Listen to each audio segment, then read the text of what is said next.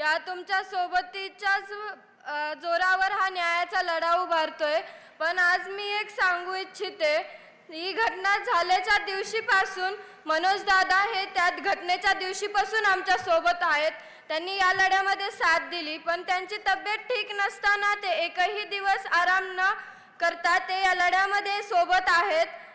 या लढ्यामध्ये ते आजही त्यांची तब्येत ठीक नसताना आलेत मंचावरती, पण त्यांचे हे उपकार समाज कधीच विसरणार नाही। माझ्या वडिलांची जी हत्या झाली आहे ती खूप क्रूरपणे झाली आहे। मला एवढंच वाटतं की जे आरोपी आहेत त्यांना कठोरात कठोर शिक्षा ही झालीच पाहिजे। आज माझे वडील आपल्यात नाही आहेत, पण त्यांचे विचार हे आपण कायम जपू। त्यांच्या नावापुढे स्वर्गवासी लावायलाही आज आम्हाला म्हणजे माझ्या कुटुंबियांना, मला गावकऱ्यांना आज खूप दुःख होते। आम्हाला वाटतच नाहीयेत की हे आज आमच्यातून निघून गेलेत, पण हा खूप मोठी घटना आहे, ती सांगताही येत नाही आणि ती सांगता येत नाही।